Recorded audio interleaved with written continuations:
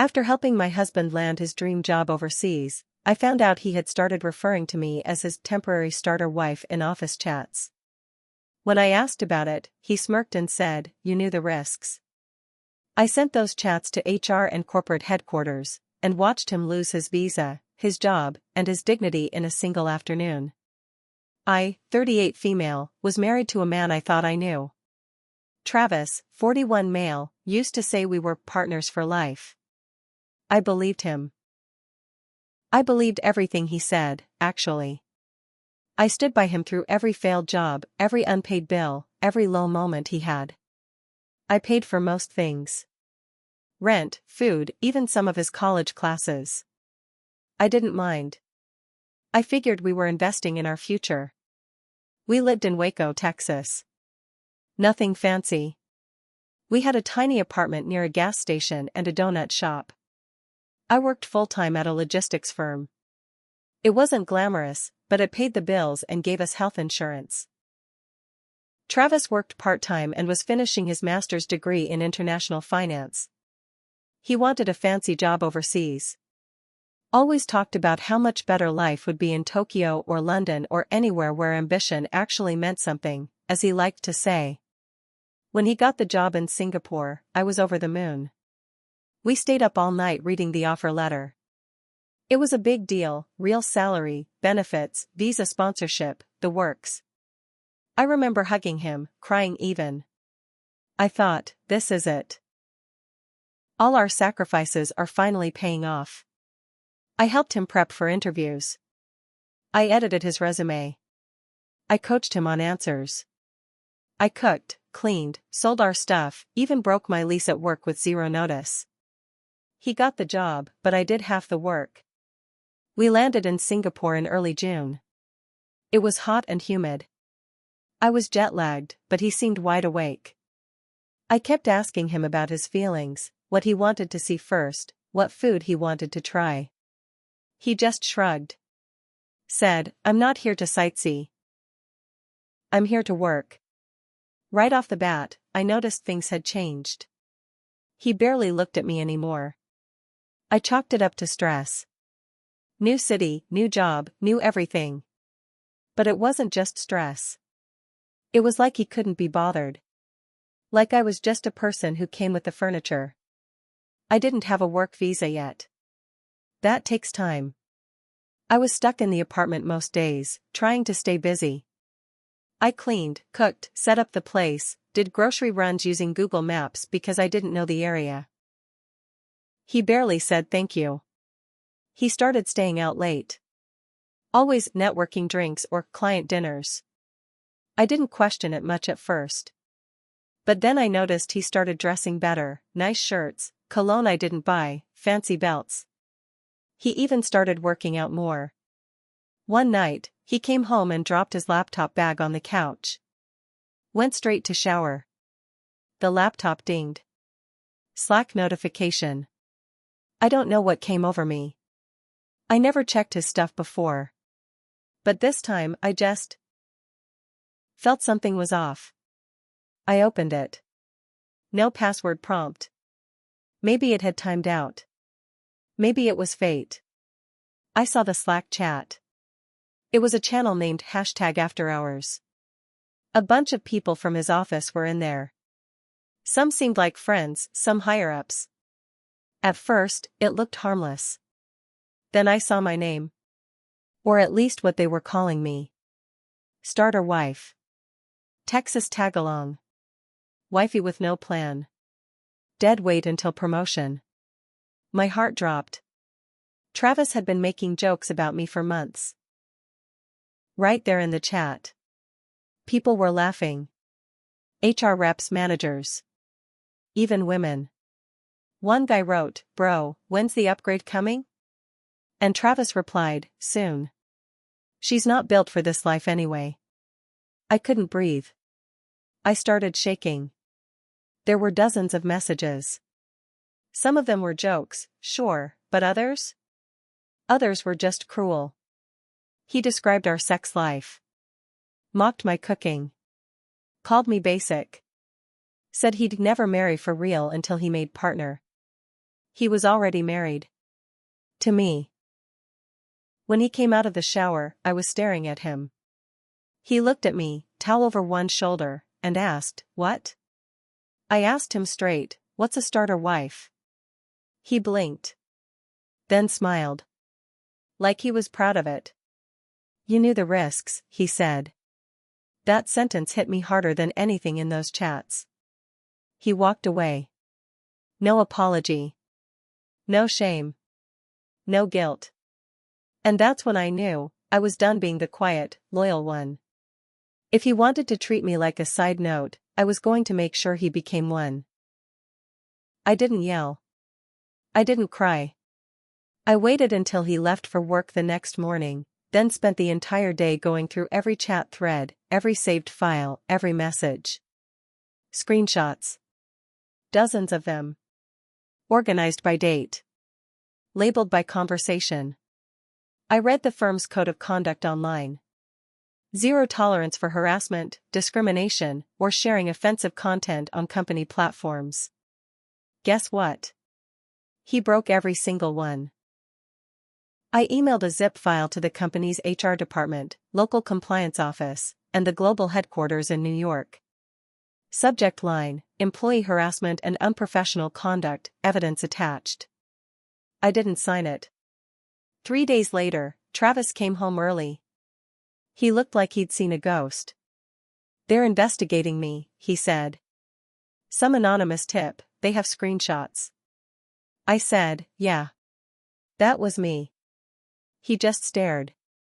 "You sent it? You ruined my job?" "No," I said. "You ruined your own job. I just showed them what you were hiding." He was let go within the week. His visa was tied to his employment pass. With no sponsor, they told him to leave Singapore in 30 days. He tried to beg. Tried to twist it into me being ungrateful and emotional. Said I'd regret it. But I didn't. I stayed behind. I found a volunteer job with a women's shelter, helped with admin stuff, and made friends. Real ones. People who didn't laugh behind my back. I'm not home yet, and this story's not done. But I've got more to tell. Because Travis's downfall? That was just the beginning. A week after Travis was told to leave Singapore, he still hadn't packed a single thing. I thought he'd go quietly. Embarrassed. Ashamed. I gave him too much credit. Instead, he got mean. He started saying things like, "You'll be crawling back to me when your money runs out, and let's see how long you survive here without me." He even threatened to freeze our joint bank account. Joke was on him. I'd already moved my money days before he found out. One night, I came home from running errands and found him sitting on the couch, drunk, scrolling through his phone. "You think this makes you the winner?" he slurred. "I'll have another job in 6 months. You'll still be a nobody." I said nothing. I went to the bedroom and locked the door. The next morning, I woke up and found my laptop missing. I searched everywhere. The living room, kitchen, under the bed. Gone. When I confronted him, he said, "You want to mess with my career? Cool. Two can play that game." He'd taken my laptop and wiped it clean. All my client work, my resume, my emails, gone. He'd even tried to log into my backup drive, but luckily, I'd changed the password the week before. I should have seen it coming. I really should have. That day, I filed a police report for theft and got the locks changed. I emailed the landlord, told him Travis was no longer welcome in the unit. Singapore takes this stuff seriously. When the police came to follow up, Travis acted like he was the victim. "She's overreacting," he told them. "It's a domestic thing. No big deal." But they didn't see it that way. They gave him a written warning and told him if he caused more trouble, they'd escalate it. He stormed out of the apartment 2 days later and checked into some budget hotel. I thought that would be the end of it. I was wrong. A week later, I got an email from a woman named Renee. The subject line was just, "I think I need to talk to you." She worked in Travis's office. HR assistant. She'd been part of the group chat too, but only started a month before I reported him. She said she felt awful about everything. Said Travis had been flirting with her at work. Telling her he was in a complicated marriage and planning to separate soon. She didn't believe him at first. But then he started showing her pictures of me looking tired, screenshots of our texts where I asked when he'd be home, trying to paint me as clingy and controlling. She said he kissed her after a company happy hour. She was new, lonely, and didn't want to make waves. But when the HR email came down about offensive communications under investigation, she put the pieces together. "I'm sorry I didn't say anything sooner," she wrote. "But I have proof. And I want to help you." Renee sent me voice recordings from the office.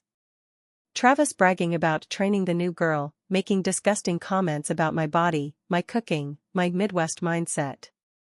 He joked that being married to me was like trying to win the lottery with a scratch off.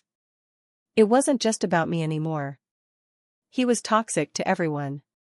And people had stayed silent because he was charming. Or because they were scared. I wasn't scared anymore. I went back to the corporate office with Renee's new evidence.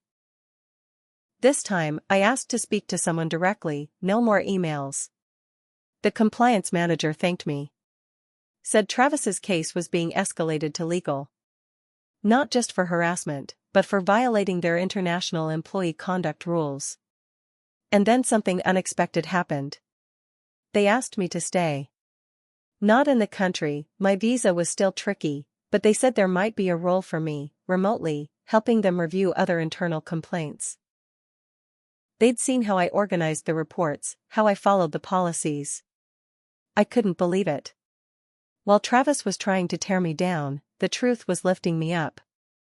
But Travis wasn't done yet. 2 weeks before he was scheduled to fly out, I got a letter slipped under my door. It was from an immigration attorney. Apparently, Travis had listed me as a dependent spouse on some forms and now wanted to file a fraud complaint to damage my record. He was accusing me of sabotaging his career for personal gain. It was insane. Completely made up. But if the complaint stuck, it could stop me from getting any kind of long-term visa or job offer in Asia. That was the moment I realized, he wasn't just angry. He wanted to destroy me. And he didn't care if he took himself down in the process. This wasn't just about revenge anymore. It was war. After I got the letter from his lawyer, my hands shook for hours. I kept reading the words over and over: spousal fraud, visa manipulation, malicious interference with career trajectory. The whole thing was full of legal jargon, but the message was clear: Travis was trying to make it look like I had faked the whole marriage just to get into Singapore. It made no sense. He was the one with the work visa. He was the one who dragged me across the world. But none of that mattered if he filed a report first. I reached out to a local attorney who worked with expat women. Her name was Aisha. She listened carefully while I explained everything: his job, the chats, the report I filed, and now this threat. When I showed her the lawyer letter, she sighed and said, "He's playing dirty. But if he pushes this, we can hit back." She asked if I had proof the marriage was real. I did. Photos, travel documents, lease agreements, years of emails. And most importantly, a joint bank account I had kept open, just in case. It showed all the transactions, my payments for his tuition, my paycheck transfers, even his Netflix subscription I'd been paying for while he was out taking other women to dinner. We drafted a response denying all his claims. But Aisha wasn't done. She reached out to the Ministry of Manpower and handed over everything. Not just the harassment evidence, but the new claims he was trying to make. She told them he was using immigration law to threaten and intimidate me after being fired for misconduct. Then came the second twist. Turns out Travis never told his company that I had moved with him under the dependent pass. He had applied for it but never submitted my final documents. Legally, I wasn't even listed on his visa anymore, which meant his accusations were based on lies. The ministry didn't take that lightly. They opened an investigation, not into me, but into him. Meanwhile, I started noticing fake social media accounts messaging me. One of them sent me screenshots of Reddit posts claiming I was a bitter failed wife who framed her husband for fun. Another said I was sleeping with HR to get revenge. I traced one of the profiles back to a username I'd seen before. Travis had used it on his old Xbox account. He wasn't just trying to ruin my visa status. He was trying to ruin my name. I took screenshots. Every single one. Then I called Renee. She picked up right away. He's spiraling, isn't he? Yes, I said. And I think it's going to get worse. And it did. A few nights later, I woke up at 3 a.m. to someone pounding on my door. Hard. I froze. My heart jumped into my throat. I peeked through the peephole and saw Travis, sweating, swaying, drunk again. Open the door, Kels. We need to talk. I didn't say a word. I recorded it on my phone and backed away. He banged again, then shouted something like, "You think you can win? I made you. You were nothing before me." The neighbors called building security. He was gone by the time they got there, but I handed them the footage and filed another police report the next morning. That report, combined with the ministry's investigation, triggered an emergency review of his visa status. This time, they didn't give him 30 days. They gave him 7. He went quiet after that. No more texts. No more fake accounts. Nothing. But then, a woman reached out to me on Instagram. Her name was Eliza. She lived in Seattle.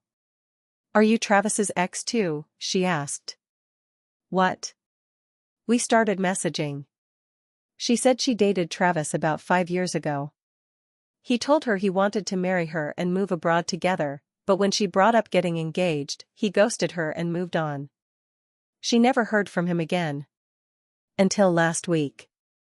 He'd messaged her. Said he was back in the States, going through a messy divorce, and needed someone who understood him. He told me his wife cheated on him while he worked overseas, Eliza said. He's trying to crash on my couch next month. I couldn't believe it. He was back in the US, already spinning another version of the story. Already laying the groundwork for the next woman he could use. And that's when I realized, this wasn't just revenge anymore. Travis didn't need to be exposed in one office. He needed to be exposed everywhere. Eliza and I talked for over an hour. She was smart, sharp, and had her life together. She showed me screenshots of Travis's messages, same tone, same pattern. He was reusing the same lines he once used on me.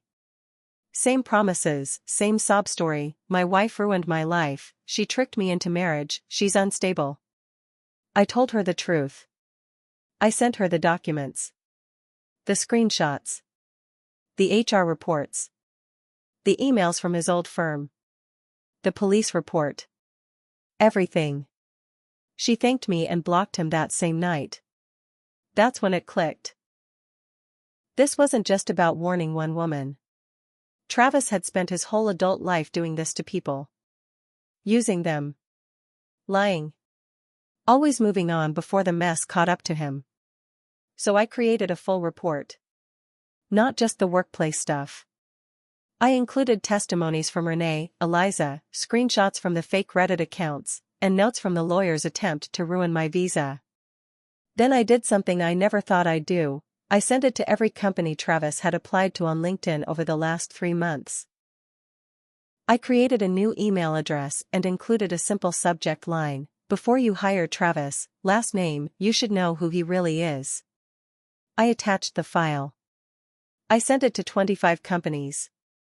Then I posted the same report anonymously on a professional warning forum where women share their experiences with manipulative men in the workplace. I removed my name but kept the details sharp, clear, and honest. I didn't expect a response. But a week later, I got one. A hiring manager from a major consulting firm wrote back. "Thank you for this. We had just invited him for a final interview. He will not be moving forward." 2 days later, another reply. Same story. Then another. And another. Travis's chances were drying up fast. He was becoming a walking red flag.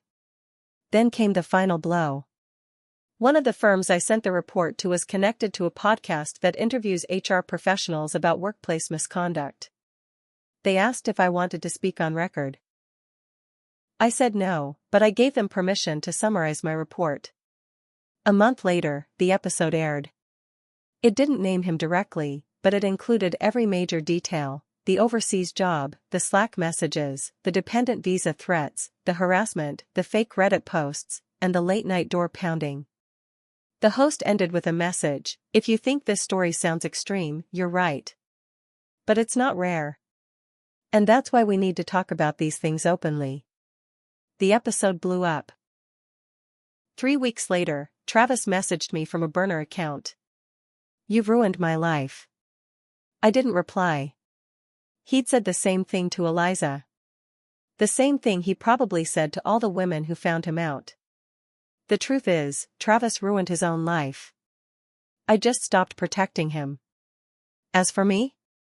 The nonprofit in Singapore offered me a full-time remote job reviewing harassment and abuse cases for women in global offices. They said my case showed how seriously I took the work. And how strong my voice could be.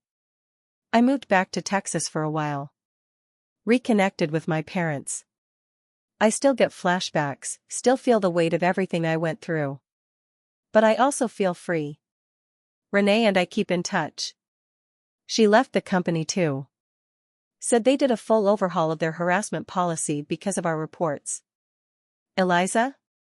She's good. She said that if I hadn't warned her, she might have let him move in. We check in every few weeks. There's a strange comfort in surviving the same storm. And Travis? He's still jobless. Still bitter. Last I heard, he's doing odd freelance work and sleeping on a friend's couch in Arlington. But no company will touch him now. Not after the reports. Not after the podcast. Not after the trail of truth that followed him. I used to feel small. Like I was just some quiet girl from Waco who got swept up in someone else's dream. But now? Now I know better. I wasn't the starter wife. I was the final judge. The witness. And the jury. And in the end, I didn't just survive him. I erased him.